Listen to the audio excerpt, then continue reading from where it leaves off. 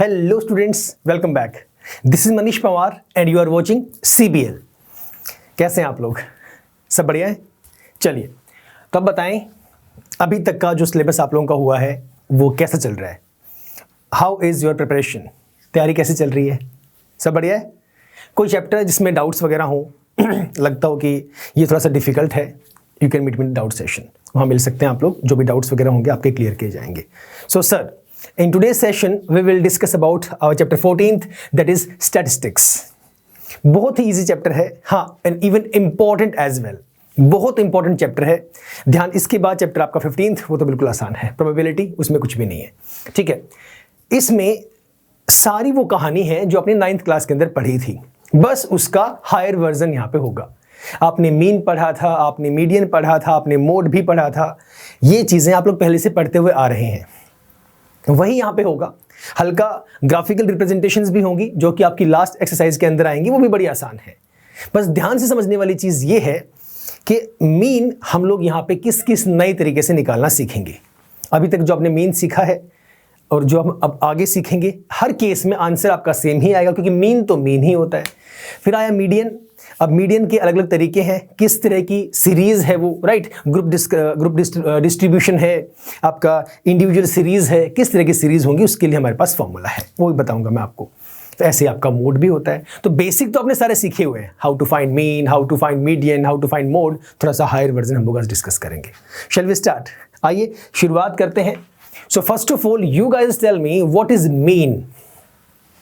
एक बात तो अपने माइंड में सेट कर लो, मीन और एवरेज एक ही चीज है, दोनों अलग अलग नहीं है, दोनों एक ही कहानी है, दोनों सिनोनिम्स हैं। ईदर यू से मीन और यू से average, this is the same thing, ठीक है, जिसे जनरली हम लोग डिनोट करते हैं एक्स बार से। जो ऊपर डंडा लगा हुआ इसे हम लोग बार बोलते हैं। So how will we read this? X bar is the mean, okay, और यू कैन से एवरेज। अब फॉर एग्जाम्पल, बिल्कुल बेसिक से समझाता हूं, जिस स्टूडेंट को अगर धुंधला हो गया है या नहीं पता। फॉर एग्जाम्पल, मान लेते हैं हमारे पास किसी स्टूडेंट के मार्क्स गिवन है, मैथमेटिक्स के मार्क्स हैं, और जो मार्क्स हैं वो हैं, पहले टेस्ट में उनके 6 मार्क्स आए, फिर उनके 7 आए, फिर 5 आए, फिर 4 आए, फिर 8 आए। ये मान लो हमारे पास मार्क्स हैं किसी 5 टेस्ट्स के अंदर। मैथ्स के 5 टेस्ट हुए, 5 टेस्ट में ये नंबर आए, पहले टेस्ट में 6 नंबर आए, फिर 7 and so on. Now the question is find the mean marks। आपको mean marks निकालने हैं। mean marks का मतलब ये है कि एवरेज में उनका क्या स्कोर रहा। We need to find out average of his maths marks। अब देखो, चलो पहले समझाता हूँ, फिर एक बात बताऊंगा काफी इंपॉर्टेंट। तो mean marks निकालने के लिए we use sum of all the observations, sum of all the observations। Observations का क्या मतलब है? जो ये टर्म्स आपको गिवन है, इन्हीं को हम लोग ऑब्जर्वेशंस का नाम देते हैं। So sum of all the observations divided by total number of observations. Total number of observations मतलब वो हैं कितनी, ये वैल्यूज हम डिनोमिनेटर में पुट करेंगे। Let us check it out. Sum of all the observations में क्या लिखेंगे आप? ये सभी वैल्यूज, ये ऑब्जर्वेशंस हैं, 6, 7, 5, 4, 2, या बोल दो सम ऑफ ऑल द टर्म्स, एक ही बात है, right. So we are gonna put 6 plus 7 plus 5 plus 4 plus 8. These whole divided by total number of observations 1, 2, 3, 4, 5. So divided by 5. सबको प्लस कर दिया, बाय में 5। इनको ऐड कर देंगे और डिवाइड बाय 5 कर देंगे, वो आपका मीन आ जाएगा। ये डिवाइड कर लेना, 6, 7, 13, 5, 18, 4, 22 और 8, 30। 30 बाय 5, 5 से कट गया, ये आपके क्या 6। तो 6 आपके मेन मार्क्स हैं। एवरेज में 6 नंबर आपके हैं। अब सुनिए, व्हाट इट इंडिकेट्स। क्या मैं ये समझूं कि हर एक टेस्ट में 6 नंबर आए हैं? मीन का मतलब क्या हुआ यहाँ पे? आपने ये तो निकालना सिखा दिया कि एग्जैक्टली मीन निकालने का फॉर्मूला क्या होता है। मीन से आंसर आया 6, तो हम इसे समझें क्या 6 मार्क्स पहले टेस्ट में 6 आए हैं, सेकंड में 6 आए हैं, इसमें भी 6 आए, इसमें 6 आए, इसमें 6 आए हैं? बिल्कुल नहीं। एवरेज 6 का मतलब यह है कि सभी की जो कंबाइंड वैल्यू से आपने जो औसत वैल्यू निकाली वो 6 है। हो सकता है 5 में किसी में 6, किसी में 7 भी हो, किसी में 8 हो, किसी में 4 हो, किसी में 2 हो, वो बिल्कुल वेरी कर सकता है, राइट। एवरेज का मतलब है कि आप इस पॉइंट पे लाई कर रहे हैं। आपका 5 टेस्ट में कहीं पे 6 आए, कहीं पे 7 आए, कहीं पे 5 आए, कहीं पे 4 आए, कहीं पे 8 आए, आपका जो एक पोजीशन है आप वो 60% पे लाई करते हैं। वैसे ही हाइपोथेटिकली बोल रहा हूँ मैं, 6 को अगर मैं परसेंटेज के हिसाब से जनरल वेल बोल दूँ, टोटल 100% अगर लेके चलूँ तो मैं ये कह दूँ कि 60% पे लाई कर रहे हैं, या छोड़ दो परसेंटेज को, आप ये कह सकते हैं कि आपके 6 नंबर पे आप स्टैंड कर रहे हैं। ये एक वैल्यू है जहां पे आपका स्कोर है, हम आपको काउंट करते हैं, हम आपको चेक करते हैं आपका लेवल कितना है मैथ्स का। तो सर वो आपका मान लो सारे के सारे नंबर 10 में से हैं, फॉर एग्जाम्पल सब ये 10 में से मार्क्स आए, तो अब मैं कह सकता हूं कि 10 में से 6 पे आप लाई करते हैं। समझे? This is the mean basically. In the same situation हम बात कर सकते हैं, चाहे आपकी स्पीड हो गई, एवरेज स्पीड वहां से निकाल सकते हैं, किसी की हाइट हो गई वो हम लोग एवरेज में निकाल सकते हैं, कुछ भी इस तरह की वैल्यूज हम लोग काउंट कर सकते हैं, राइट? ये तो हो गया basic. This is your individual series. क्या है ये आपकी इंडिविजुअल सीरीज है जहां पे सिर्फ आपको ऑब्जर्वेशंस गिवन है, ओनली ऑब्जर्वेशंस आर गिवन, वहां से मीन निकालना है। Now case number 2, now I से यहां पे लिखे हुए मार्क्स, यहां पे लिखा हुआ है फ्रीक्वेंसी। अभी फ्रीक्वेंसी क्या है सुनना, ये मैं एक टेबल से बना देता हूं। यहां पर 10 में से मार्क्स आए, 10 मार्क्स का टेस्ट हुआ क्लास के अंदर, और क्लास में हमारे पास टोटल 30 स्टूडेंट्स हैं। क्लास में हमारे पास टोटल 30 स्टूडेंट्स हैं। अब 10 में से बात कर रहे हैं तो 1 2 3 4 5 6 7 8 9 10 मैं ये लेके चलता हूं। अब मैं यहां पे फ्रीक्वेंसी का मतलब है कि कितने स्टूडेंट्स ऐसे हैं जिनके 1 मार्क आए, कितने स्टूडेंट्स ऐसे हैं जिन्होंने 2 स्कोर किया, कितने स्टूडेंट्स ऐसे हैं जिन्होंने 3 स्कोर किया, एंड सो ऑन। अब एक बात तो तय है कि टोटल जो फ्रीक्वेंसी होगी, यहां पर जो टोटल वैल्यू आपके पास आएगी वो 30 ही होनी चाहिए, क्योंकि आपने स्टूडेंट्स कितने लिए हैं 30। आपने ये मेंशन कर दिया कि टोटल 30 बच्चे क्लास के अंदर हैं, तो सबको जब ऐड करेंगे तो वो 30 ही आना चाहिए। ओके, मान लेते हैं हमारे पास जो फ्रीक्वेंसी गिवन है, 1 मार्क सिर्फ 2 बच्चों के आए, 2 मार्क्स किसी बच्चे के नहीं आए, 3 मार्क्स 2 स्टूडेंट्स के आए, 4 मार्क्स 4 स्टूडेंट्स के आए, 5 मार्क्स सिर्फ 1 के आए, 6 मार्क्स 6 स्टूडेंट्स के आ गए, 7 मार्क्स मान लो 10 स्टूडेंट्स के आए हैं, 8 आपके पास आ गए हैं 3 स्टूडेंट्स के। अब इनको जोड़ते भी रहना है, क्योंकि मैं तो रैंडम वैल्यूज लिख रहा हूं, टोटल 30 मेरे पास जाना चाहिए। 2 2 4 4 8 1 9 6 15 10 25 और 3 28 28, ये लगा लो 2 1 1 लगा लो, चलो 1 1 30 हो गए, राइट? 2 4 4 8 9 6 15 और 10 25 3 28 और 2 30, ये हमारे पास वैल्यूज आ गई। अब ये टेबल आपको गिवन है और ये कहा गया है कि ये टेबल इंडिकेट करती है the number of marks in mathematics of a 10th class students which are 13 number. Total 30 students हैं जिनके मार्क्स आपको गिवन है, ठीक है? ये फ्रीक्वेंसी। अब फ्रीक्वेंसी का मतलब क्या समझा आपने? Number of students. अगर यहां पे वर्कर्स होते, फॉर एग्जांपल ये वेजेस होती, ये वर्क फ्रीक्वेंसी, तो ये वर्कर्स को शो करता है, नंबर ऑफ वर्कर्स। तो फ्रीक्वेंसी का सिंपल सा मतलब आप ध्यान रखेंगे, नंबर को फ्रीक्वेंसी बोलते हैं। हम बोल नहीं देते नॉर्मली कि अरे तू कितना फ्रीक्वेंटली जो है पार्क में जाता है जॉगिंग करने के लिए, तो कितने नंबर ऑफ टाइम्स, कितनी बार ऐसा होता है महीने में तू जाता है, that is frequency. Okay, now अभी आपने पढ़ा था इंडिविजुअल सीरीज के लिए, जहां पर फ्रीक्वेंसी गिवन नहीं थी, लेकिन यहां पर फ्रीक्वेंसी भी गिवन है। इंडिविजुअल वाली वैल्यू में वहां पे आपको एक ही स्टूडेंट्स के मार्क्स गिवन थे, एक ही स्टूडेंट के मार्क्स आपको मेंशन थे, आपने एवरेज निकालनी थी। यहां पर लेकिन 30 स्टूडेंट्स हैं और ये आपको मार्क्स गिवन है। अब जब ऐसे केस में मुझे एवरेज निकालने के लिए कहा जाएगा कि find out the average marks of class 10th students, कि क्लास 10th के एवरेज मार्क्स क्या हैं, राइट? हम एक इंडिविजुअल स्टूडेंट के मार्क्स यहां से नहीं निकाल सकते, क्योंकि यहां पर हमारे पास टोटल 30 स्टूडेंट्स का स्कोर यहां पे गिवन है। हमसे एवरेज मार्क्स पूछे जाएंगे of class 10th total students के। Getting it? अब सुनना, जो हमारे पास इंडिविजुअल वैल्यूज हो ऐसे, उसे हम लोग डिनोट कर देते हैं एक्स आई से। किससे? यहां लिख रहा हूं इसकी वैल्यू में, चलो यहां लिख लो x i. What is this I? This I is basically your numbers 1 2 3 4 5 6, इस तरह से। मतलब ये हुआ, इसे मैं अगर समझूं इसके अकॉर्डिंग तो ये x1 होगा, ये वैल्यू जो होगी x2 होगी, x3 x4 इस तरह से चलता रहेगा, राइट? xi, I को देख के परेशान मत होना, बता दिया मैंने, I आर द नंबर्स 1 2 3 4, इस तरह से इंक्रीज होगा। फ्रीक्वेंसी को हम लोग शो करते हैं एफ आई से।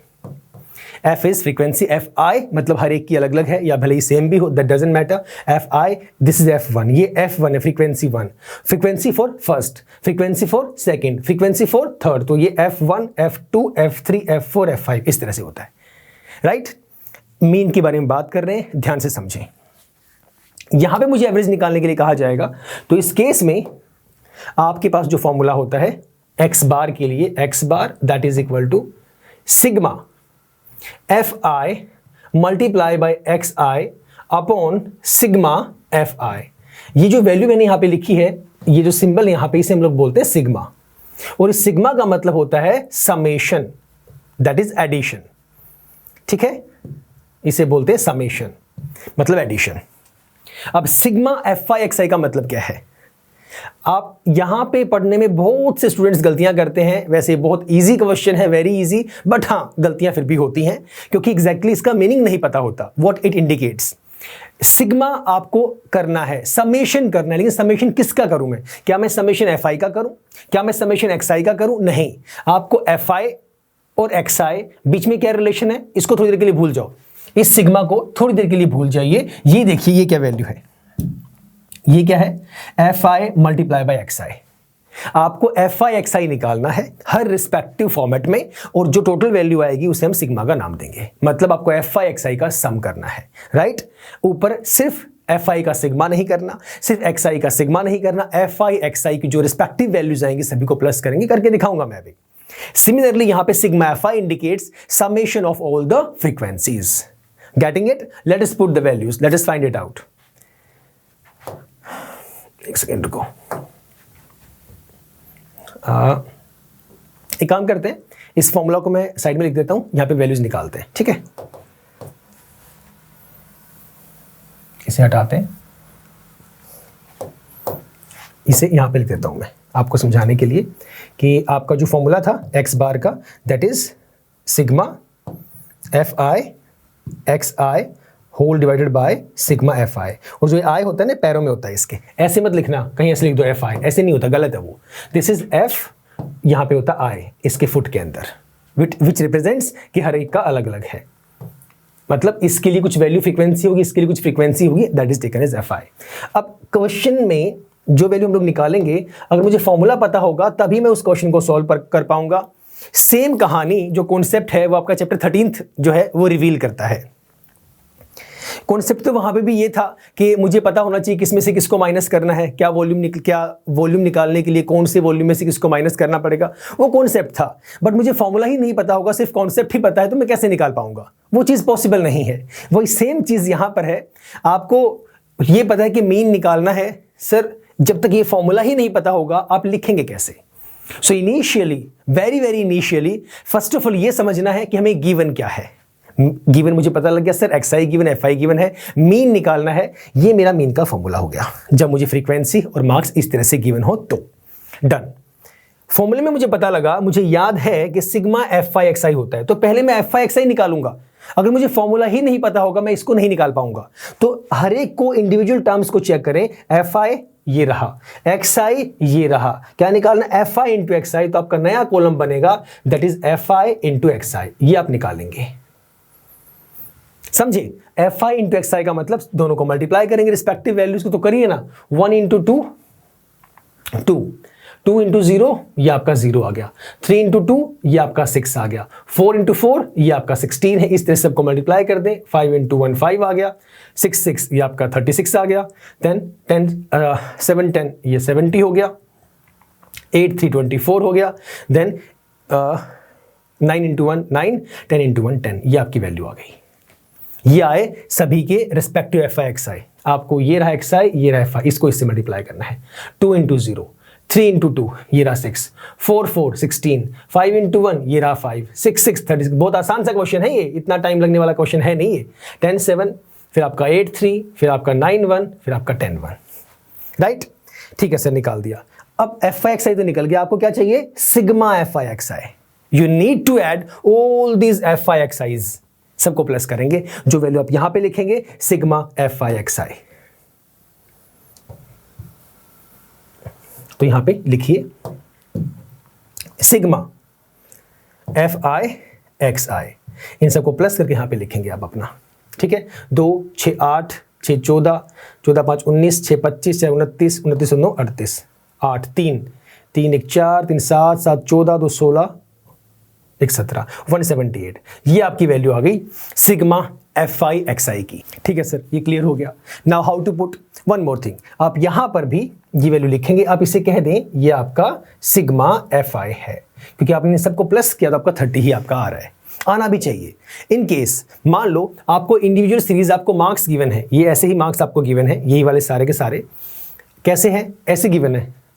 इसने कहा कि एक जो है 2 बच्चों की, ऐसे लिखा हुआ है 1 1, फिर लिखा हुआ है 2 3 2, आपको इनको चेक करना पड़ेगा। इतना इजी क्वेश्चन एग्जाम में आएगा नहीं, एक्सेप्शन है कि इतना इजी आए, आपको काउंट करना पड़े एक कितनी बार आ रहा है। हम लोग करते नहीं थे, टेली मार्क्स करते थे 8th क्लास के अंदर, याद आया, टेली मार्क्स के हिसाब से हम लोग चेक करते थे एक कितनी बार आ रहा है, 2 कितनी बार आ रहा है। इतना इजी क्वेश्चन नहीं आने वाला एग्जाम में, सवाल ही पैदा नहीं है। लेकिन मैंने बताया क्यों, क्योंकि भाई ये वैल्यूज क्या डिफाइन कर रही है वो ऐसे ही निकाला गया था। 1 मार्क 2 स्टूडेंट्स के आए हैं, 2 मार्क्स 0 स्टूडेंट्स के आए हैं, मतलब किसी के 2 मार्क्स आए ही नहीं है। टोटल वैल्यूज निकाल दी FI टोटल निकाल दिया FI। Now put the formula, अपना निकाल दो mean. So this will be x bar is equal to your sigma FI upon your sigma FI। Put all the values, sigma FI ये रहा 178 divided by आपका 30, ये value आ जाएगी almost 5.9 के आसपास अप्रोक्सीमेटली, ठीक है, ऑलमोस्ट 5.9 के आसपास आपका आंसर आएगा। नाउ द थिंग इज ये 5.9 क्या रिप्रेजेंट करता है, कॉमन लॉजिकल सेंस हम लोग यूज करते हैं। ध्यान से देखो एक बार क्वेश्चन के अंदर, हम लोगों ने देखा कि 2 स्टूडेंट थे जिनका एक ही नंबर आया, 2 बच्चों के 1 1 मार्क आए। सबसे हाईएस्ट मार्क्स कितने बच्चों के आए हैं, हाईएस्ट मार्क्स 6 हैं। ये मार्क्स लिखे हुए हैं, 10 मार्क्स हमारे पास था, 1 नंबर 2 नंबर 10 मार्क्स, तो सिर्फ ये जो 6 मार्क्स हैं, ये वाले 6 मार्क्स कितने स्टूडेंट्स के आए हैं, 6 1 2 3 4 5 6, ये वाला इन बच्चों के आए हैं। उसके अलावा 10 वाला, सॉरी मैंने गलती से बोल दिया, एक सेकंड, ये वाला 10 बच्चे हैं जिनके 7 नंबर आए हैं। टोटल 30 में से सिर्फ 10 स्टूडेंट्स ऐसे हैं जिन्होंने हाईएस्ट मार्क्स स्कोर किए, और हाईएस्ट मार्क्स भी कितने हैं, सिर्फ 7 हैं, राइट। तो खुद अंदाजा लगाइए कि इस 5.9 का मतलब क्या है। ऑब्वियस सी बात, इसका मतलब ये है कि अरे भाई आपकी क्लास के अंदर जो एवरेज मार्क्स है ना आपके स्टूडेंट्स के, वो 5.9 ही हैं, राइट। अब 5.9 का मतलब ये नहीं है कि सबके 5.99 मार्क्स से आए, इस तरह से नहीं, उससे कम भी है, उससे ज़्यादा भी है। और यहाँ से आप हाईएस्ट चेक कर सकते हैं, सिर्फ 10 स्टूडेंट्स थे 30 में से जिनके 7 मार्क्स है, तो 7 marks is the highest marks, right. Clear है ये चीज़, कोई डाउट? Okay, perfect. अब देखिए ये जो क्वेश्चन हम लोगों ने सॉल्व किया, अब मीन निकालने के लिए बहुत सारे तरीके होते हैं। ये जो सबसे पहले आपने निकाला generally sigma FI upon sigma FI, we name it as direct method.